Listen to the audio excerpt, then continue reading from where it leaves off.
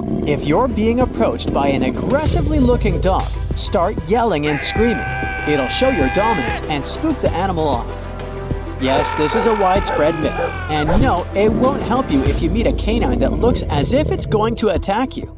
The best course of action in this rather scary situation is to stand still and avoid direct eye contact with the animal. You shouldn't run. It may only encourage the dog to start chasing you. If the animal attacks, drop to the ground and curl into a ball, protecting your head and neck with your hands. But what if you come across another, much more dangerous representative of the canine family? A wolf? Running away won't save your life. Wolves are much faster than humans, especially in the forest. Plus, as soon as you start running, the wolf's prey drive will immediately kick in. Instead, maintain eye contact with the animal at all times and never ever turn your back on it. While trying to escape, make sure the wolf remains in front of you. If the predator ends up behind you, its hunting instincts may come into play, so slowly back away while facing the animal. You might have heard that if you've been bitten by a snake, you should apply garlic to the bite area. Another misconception.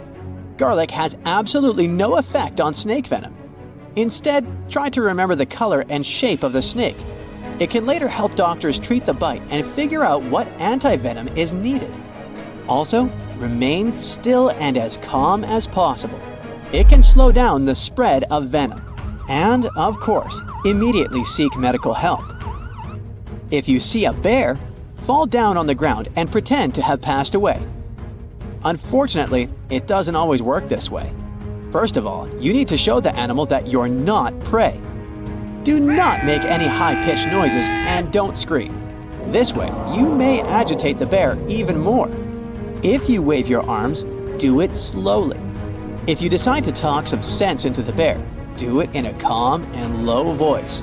Without taking your eyes off the bear, start to move sideways. It won't let you trip and go down.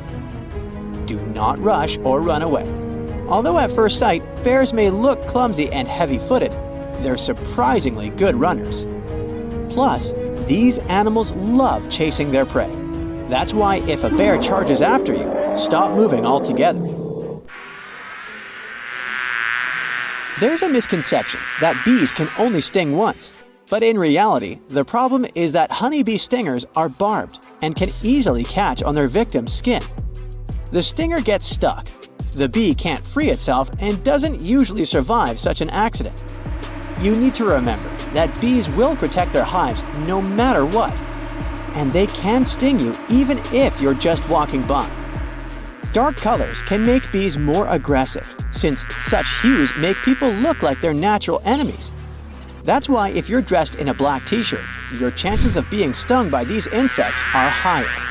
If a swarm of bees is following you, hide in an enclosed or dark space. The lack of proper lighting will throw the insects off your track. Similar rules apply to wasp encounters. One of the worst mistakes you can make is wearing your long hair down and wearing dark clothes. Wasps are attracted to dark moving objects, and your clothes and hair certainly fit this description. So if you suspect you may come across some wasps, put on some light-colored clothes and keep your hair tied up in a ponytail or bun. Contrary to popular belief, bathing a wasp sting in vinegar or baking soda won't help. Instead, apply some ice to the affected area. Gorillas are called the kings of the jungle, and not without a reason. They are leaders that tend to protect their family and land. They won't normally attack you if you behave obediently. So, upon meeting a gorilla, sit down. This way, you won't look large and threatening, towering over the animal. Try not to make loud noises and avoid direct eye contact. In case of an attack or approach, curl into a ball. Gorillas are proud animals. As a rule, they won't attack the weak and defenseless. Surprisingly, a wild kangaroo can pose a serious threat to a person. But it will only happen if you enter the animal's territory and it feels threatened. To avoid a conflict, cough. It's not a joke. Your coughs should be short and quiet. The kangaroo will consider it a sign of disease, and there's a chance it won't attack you. After that, back away slowly. This way, you will look smaller, therefore less threatening. Don't turn away and run. It will only provoke the animal. Remember that kangaroos are perfect jumpers, capable of catching up with you in a few moments. Of course, we must talk about sharks. The good news is that out of several hundred shark species existing on Earth, only about a dozen attack humans. If a shark gets interested in you, it will be extremely hard to break away. To not attract sharks, prevent blood or any other body fluids from getting into the water, sharks can feel smells at great distances. Also, when you go swimming, take off shiny jewelry or other reflective objects. Sharks are attracted to shiny things because they mistake them for fish scales. Don't turn your back on this predator and don't try to escape in panic. You will look like prey this way. Move slowly. Hitting the animal in its eyes and gills can only make it angrier and more determined to attack. Instead, start making bubbles. They're too noisy for sharks, and these animals don't like them. If you encounter a wild boar, it'll be a mistake to try to escape the animal by jumping into the water. Boars are actually good swimmers and can easily follow you if they feel threatened. Instead, start whistling or singing if you spot a wild boar walking nearby. If you've encountered a lion, maintain eye contact with the animal. Don't turn your back and don't move your eyes away. It will give the predator some time to attack. Try to look more massive than you actually are. Lift your arms and jack it up. If you look big and threatening, the animal will try to avoid the confrontation. Speak to the lion in a reasonably loud and confident voice. Such behavior isn't typical for a victim. You will baffle the predator, and it will perceive you as an irritating presence, which is better to stay away from. Elephants are clever and quite friendly animals, but they have been known to attack people. This is especially true about female elephant mothers with babies. If you have come across an elephant, pay attention to its body language. If the trunk is curled and the ears are pulled back, it means it might try to attack and crush you. If the animal approaches, don't run. Try to find something to serve as a barrier between you and the elephant. It can be a stone or a tree. Rhinoceroses have bad eyesight. That's why it's easy to frighten them and provoke them to attack. These animals' speed can reach 37 miles per hour, which is why it's really difficult to outrun them. The most foolproof way to escape from a rhinoceros is to hide behind a tree. It's a serious obstacle for the animal. Also, it's unlikely to follow you through bushes or high grass. Hippos may seem cute, but this image is very misleading. These animals can be extremely dangerous. Despite their weight, hippopotamuses can run at a speed of 18 to 28 miles per hour. Plus, it's quite easy to make them angry. So if the weather's hot, try not to come close to bushes. The level of water lowers during the drought season, and hippos hide in tall grass. To make the animal leave you alone, climb a tree, a rock, or a steep hill. Wait there until it goes away. Despite the widespread opinion, bulls react to movement, not the color red, or any other color. That's why if a bull is running at you, stay straight and still. Use your hat, t-shirt, or other clothes you have at hand as bait. When the bull runs up close enough, throw this object as far away from you as possible. The bull will change the direction and follow this new target. This black, ominous-looking snake won't hurt you. It's got no fangs. You may have mistakenly thought that this black critter is none other than a black mamba, but it's just a harmless rat snake. There's one main sign that can help you figure out if a snake is really dangerous. Unfanged species do not have a venom delivery system, therefore, their bites won't harm you that much. But if you see a snake with fangs, you're in real danger. If you come across a snake, it's best to leave the area and seek assistance from a wildlife professional in identifying the reptile. Here are some tips to help you distinguish between the two types.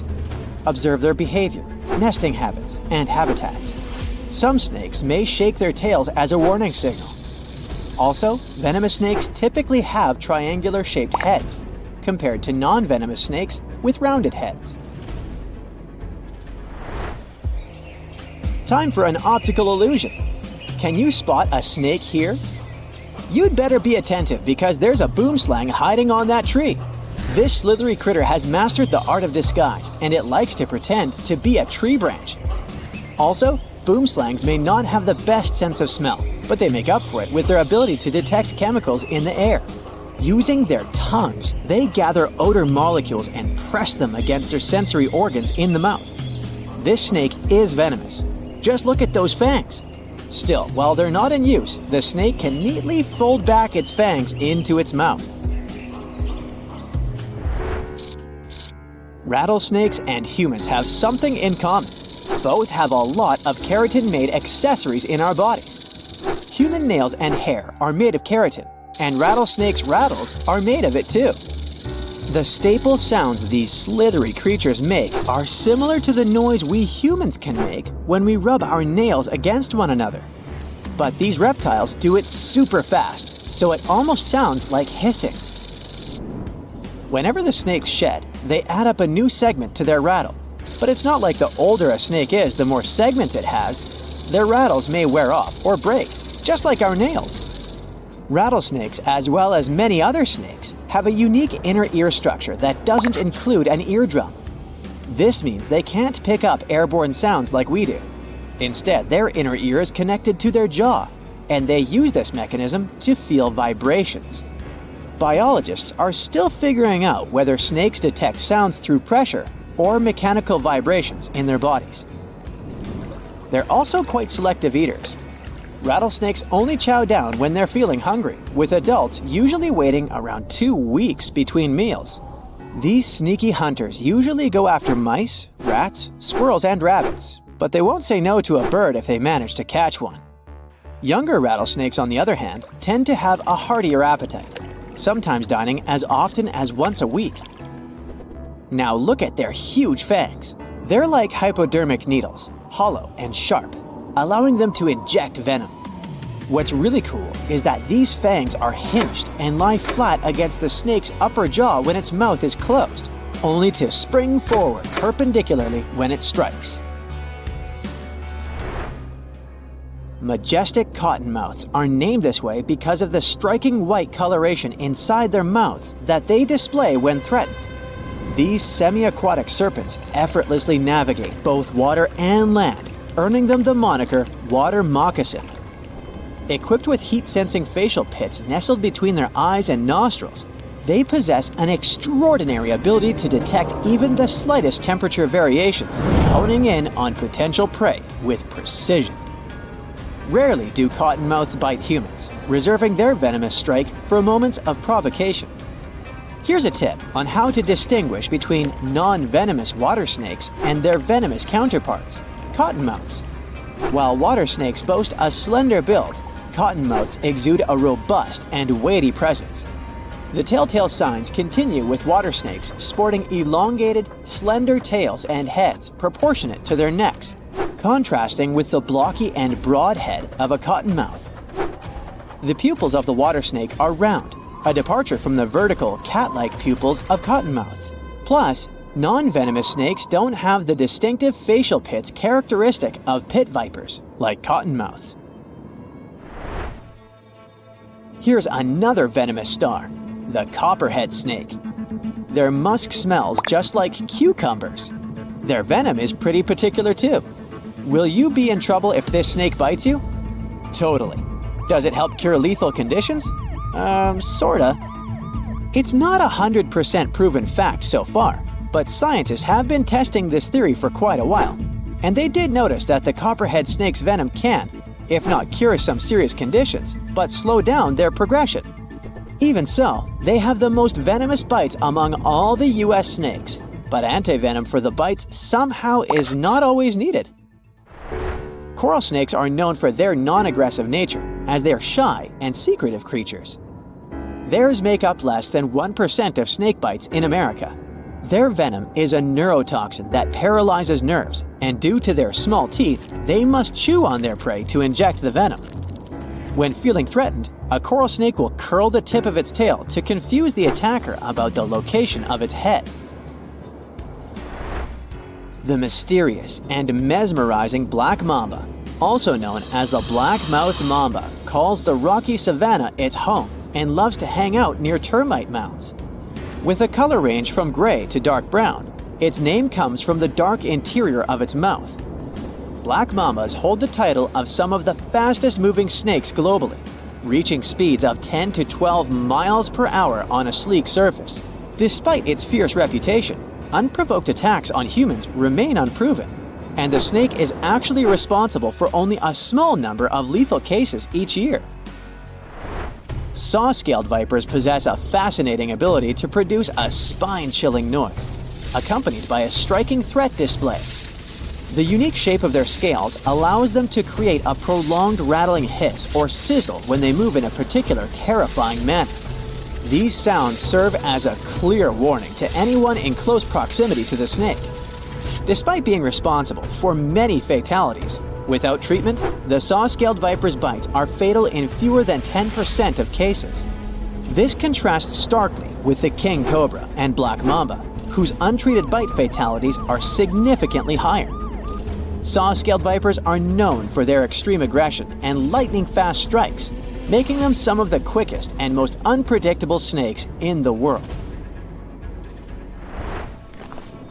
When you're out hiking in the bush, remember not to mess with any snakes you come across, even if they don't seem alive. Some sneaky snakes play possum and can strike if bothered. If you spot one, give it some space. When it comes to snakes, they're usually pretty shy and won't bother you unless they feel threatened. Trying to catch or harm a snake is a big no-no, as that's when most snake bites occur. And don't be tricked by their size. Even little snakes can pack a punch. For example, baby brown snakes are born with venom, so it's best to admire them from a safe distance. Each year, over 7,000 Americans fall victim to snake bites, often due to misguided attempts to handle or fight a snake. It's crucial to avoid such actions and seek immediately medical help if bitten. Understanding how to differentiate between venomous and non-venomous snakes is key to assessing potential risks.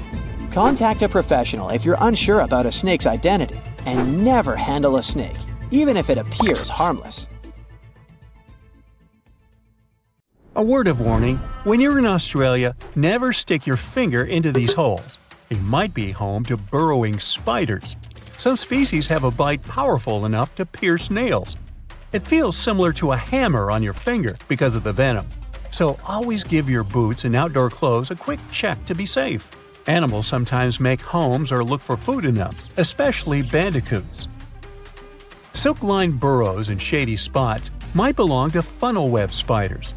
The silk works as a trip line to alert the spider inside about what's happening outside.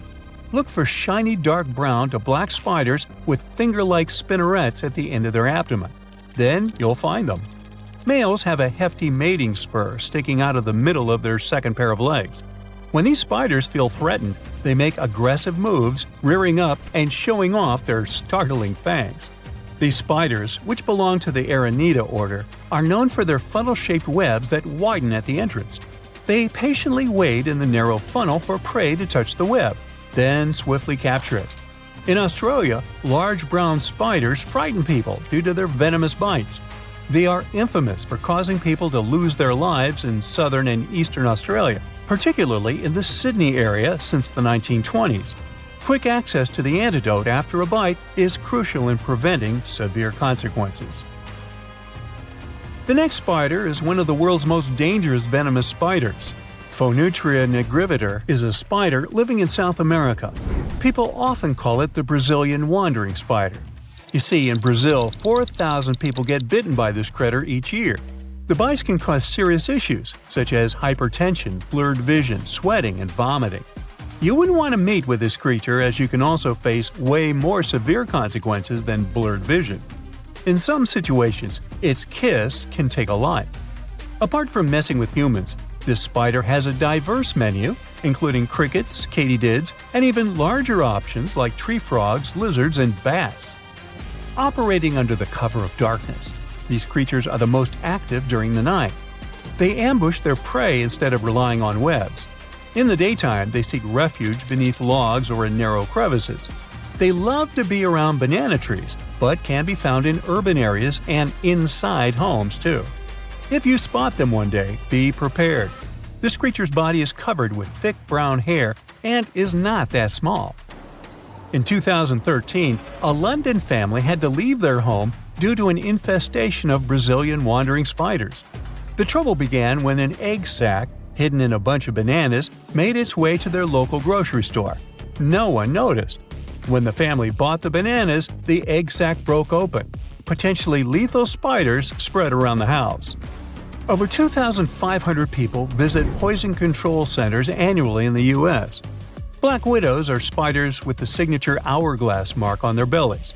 Well, let's talk about their bite. These creatures have a bad reputation because their venom is supposedly 15 times stronger than what rattlesnakes pack. When they bite humans, the bite causes muscle aches and nausea. The venom can even mess with breathing by paralyzing the diaphragm. Despite these cases, most people who get bitten don't end up with serious issues unless they're elderly or very young. These sneaky creatures don't pick just one spot to hang out.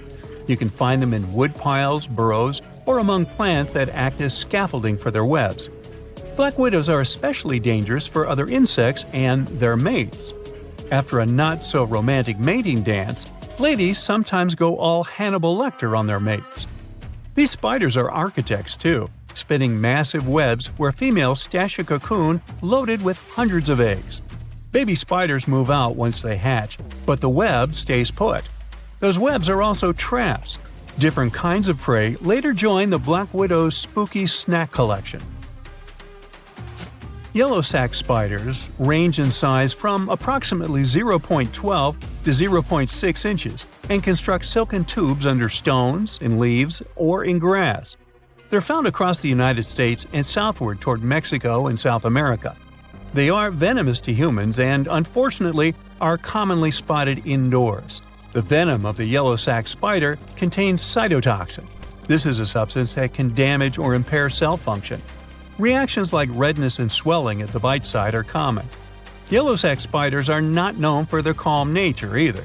For instance, a female yellow sac spider may bite when protecting her eggs. These spiders usually come in different light colors. They can be a hassle for people in more than one way. Your car can be in danger too. On rare occasions, they may even set up nests in car engines. Moving on to wolf spiders. They're part of a large and widespread group found worldwide. They're named this way for their wolf-like hunting behavior of chasing and pouncing on prey. Around 125 species exist in North America, and approximately 50 live in Europe.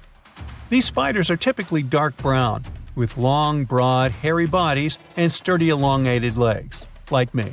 Just kidding. They're super speedy. While they usually create silk-lined tubular nests in the ground, some may conceal the entrance with debris. Others build turret-like structures. A few species also spin webs. Wolf spiders may bite in self-defense. They are venomous, but their bites are not considered dangerous. Some people who are allergic to spider bites may experience nausea, dizziness, and an elevated heart rate. The bite of the spider's large fangs is similar to a bee sting, so it can cause a physical wound at the bite site, and the venom may cause itchiness. The combination of their powerful bite, rapid movements, and startling appearance can be quite unsettling. Beware of the redback spider, a close relative of the notorious black widow. It used to live in Australia, yet it has managed to spread its web across New Zealand, Belgium, and Japan through grape exports. The distinctive red stripes or hourglass marks on their black backs are more noticeable in females. Disturb a female, and you'll see how she can defend her eggs. You're likely to get bitten.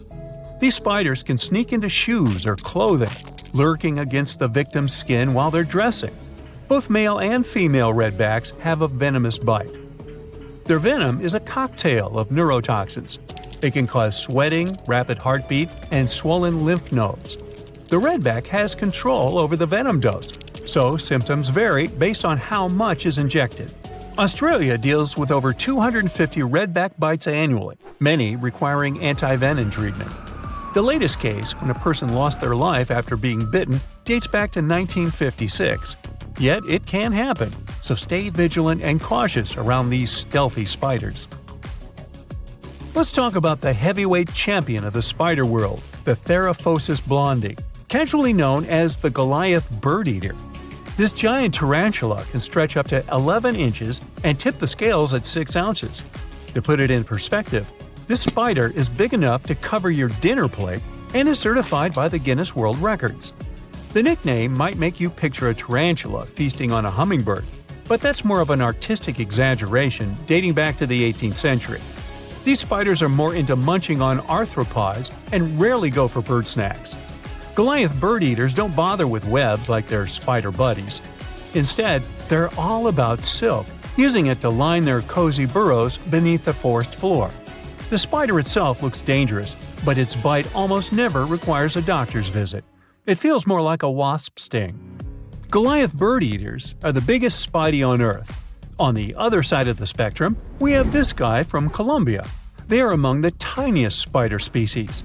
Grown-up males of this species are 0.015 inches long, tinier than your average pinhead. Females are usually a bit larger. Well, that was creepy, wasn't it? In 1975, in Puerto Rico, a farmer saw most of his goats lying lifeless on the ground. He got closer and saw that the animals were stiff and had 2 puncture marks on their necks. Goats were not the only animals that were hurt. Many pigs, cows, and geese lost their lives too. They all had the same distinctive bite marks on their necks, and all had been drained of their vital fluids. The locals immediately jumped to conclusions and blamed dogs, and the authorities didn't bother to do a better investigation and just said dogs had done it without looking for any proof. A couple of days later, though, many more animals were found deceased. Among them was a cow that had literally been opened, and it had a lot of scratches on its head. The farmer next door reported that his chickens had been destroyed by something. In just a few weeks, the creature took the lives of 90 farm animals. After some time, another farmer said that 10 of his goats had been drained, 7 had been hurt, and 11 were missing. This time, the authorities didn't waste any time and started the monster hunt, but they had no luck finding the culprit. The incident was all over the local newspaper, and the beast was named the Vampire of Mocha. The incident caught the attention of the Agricultural Commission, and scientist Juan Rivera was tasked to solve this otherworldly mystery. His first suspect was a Puerto Rican boa. This non-venomous snake can grow to be a little over 6 feet. Still, its diet consists of only small prey. It's also very shy of humans and other animals. It avoids bigger creatures at all costs. You're more likely to see fish climbing trees than this boa taking down a whole cow. Near the crime scene, a large cave was discovered, and we all know that weird creatures like living in dark, cold caves. In the cave, they found some crazy-looking bats. As we've seen in movies, bats can turn into vampires, so they must be the culprit. But no, bats were as innocent as they could be. Their favorite food wasn't cows or goats, it was figs. They were peaceful fruit-eating bats that didn't care about animals. Again, the researcher hit a wall. Suddenly, all the terror stopped in July 1975. It seemed like the creature had vanished into thin air, but not for long. 2 decades later, 62 miles from the previous site, more animals were found. A local vet examined them. He was terrified to discover that every animal had 2 precisely cut holes like he had never seen before. The animals were anemic and looked like they'd passed away recently. By the looks of it, the creature's favorite food was goats, and that's how it got the infamous name we all heard of, Chupacabra, which means the goat sucker. Dogs, chickens, rabbits, and other animals were not off the menu. In short time, the Chupacabra took 1,000 farm animals. Now, this animal had a name, but people still had zero idea about what the Chupacabra looked like, which was terrifying. In Canovanas, Madeline and her mother reported seeing a weird creature that could have been the Chupacabra. They said it had been walking on two legs like a human and resembled a kangaroo. They mentioned that the monster also had spikes on the back, no ears, large dark eyes, and 2 holes for a nose. It had 2 arms with 3 fingers. The Chupacabra seemed to like Madeline's house because her husband and his coworker found it in the garage. They tried to capture it but didn't succeed. Madeline later drew a detailed sketch of it. Many people saw the sketch and reported seeing a similar creature. They claimed it had strong legs and wings and smelled like sulfur. Take all these descriptions with a grain of salt. If they'd been true, they would have been all over the news. But still, keep in mind these descriptions. They will be important later in the story. In 1976, on some talk show, they talked about the Chupacabra, and the show quickly went viral. Soon, people started reporting having seen a similar creature in Florida and Mexico. Many said that the stories were like a unicorn rodeo. They were totally made up. In Mexico, 2 skeptical inquiries, Patricia and Mario, laid traps around those farms where the Chupacabra had allegedly been seen. They caught some animals in their traps, but no sign of the goat sucker. They only captured wild dogs. The police stated that the Chupacabra was just a wild dog, not a mythical creature. And still, in the next 5 years, there were numerous sightings of the Chupacabra worldwide. On the 13th of August of the year 2000, a farmer from Nicaragua found 25 of his sheep and 35 of his neighbor's sheep hurt. So he decided to take the matter into his own hands.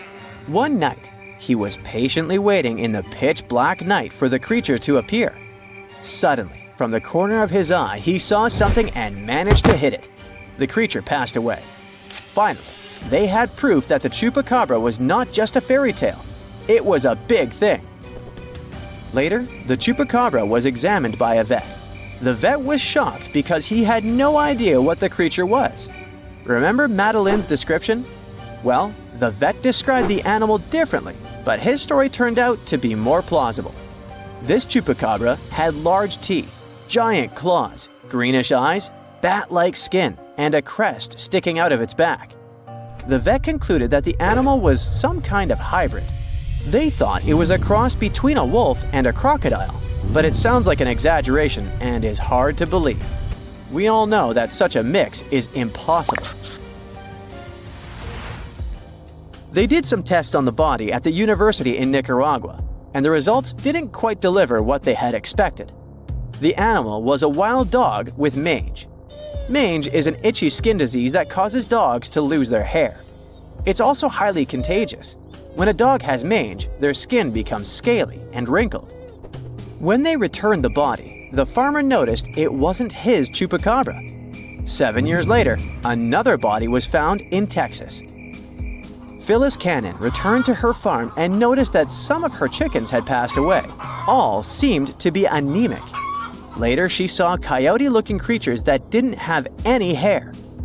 More of her animals were harmed, so she had to set up cameras on her farm. But unfortunately, like always, she didn't manage to record anything.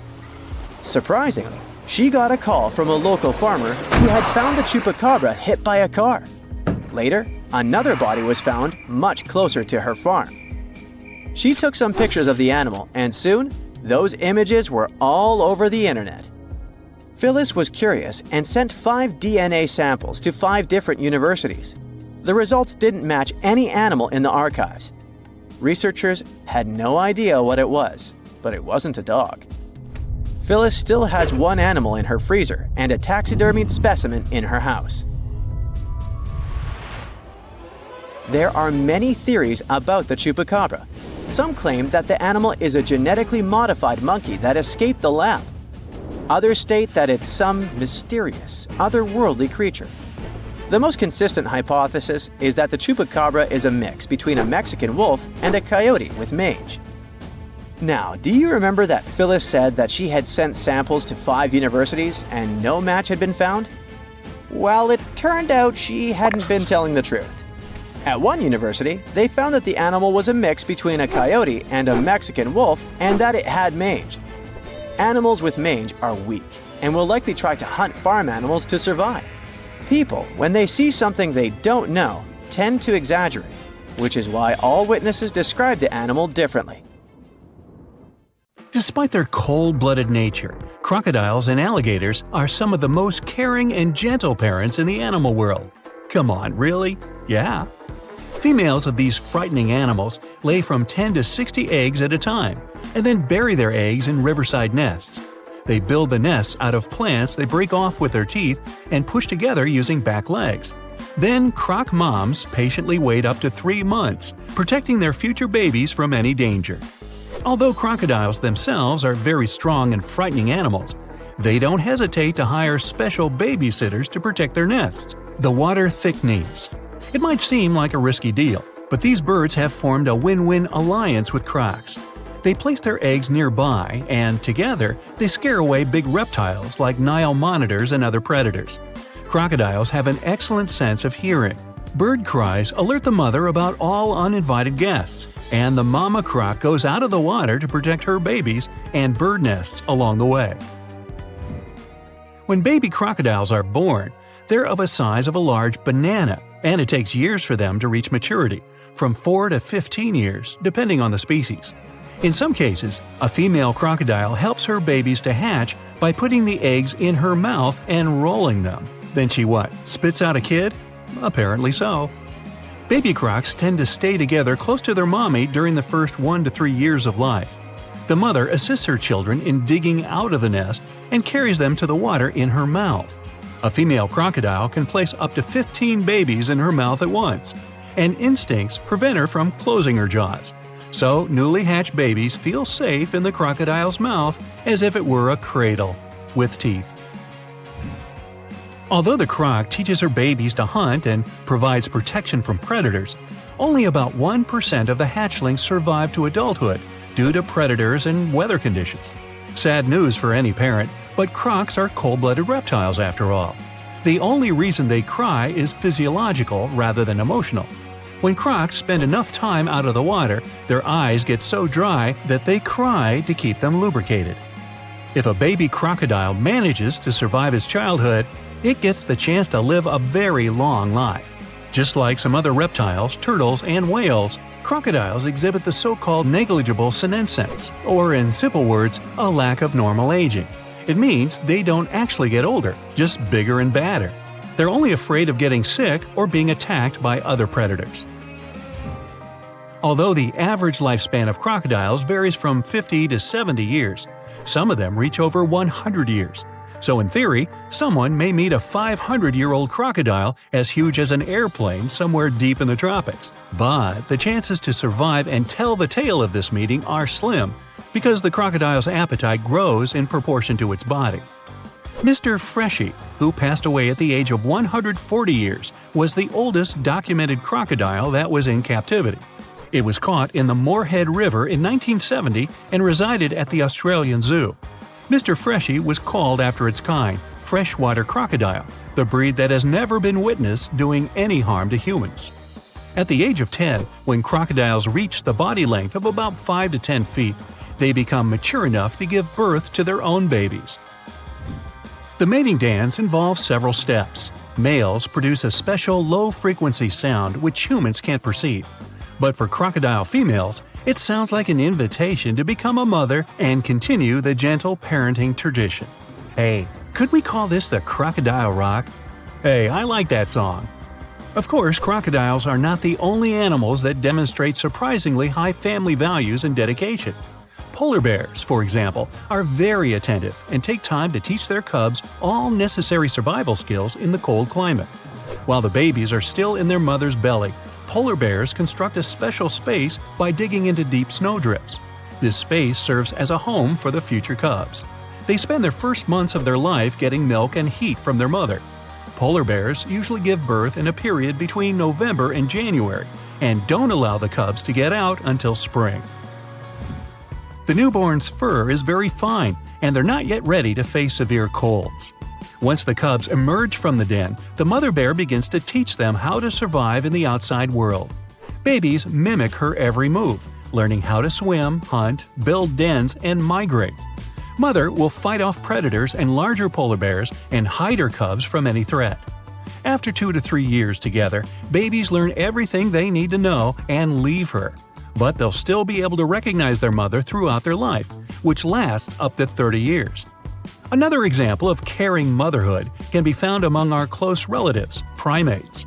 Gorillas, chimpanzees, and bonobos, a cousin of the chimp, embrace and kiss their newborns just like humans. While feeding their little ones, primate females release special hormones associated with motherhood feelings and gentleness. When it comes to breastfeeding, orangutans are the champions. This process may continue for up to 8 years. In the wild, orangutan mothers nurse their offspring for up to 7 years, which is longer than any other primate.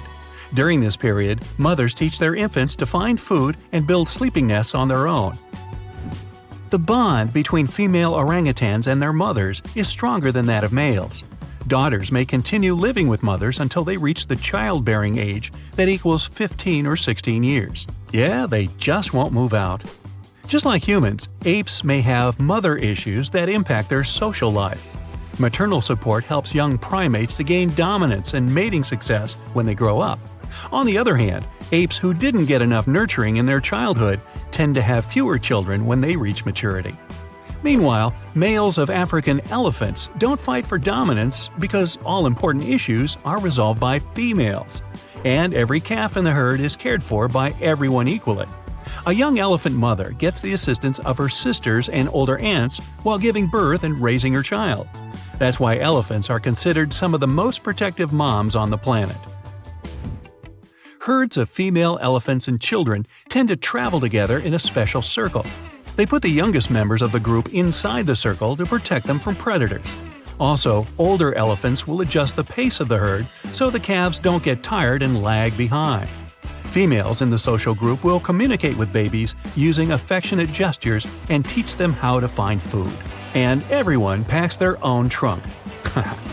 By the way, girl elephants are very attached to their mothers and will typically remain together until the mother passes away from old age.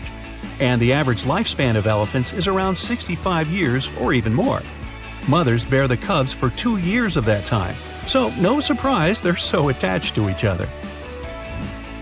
Giraffe females also have a long pregnancy period, 15 months.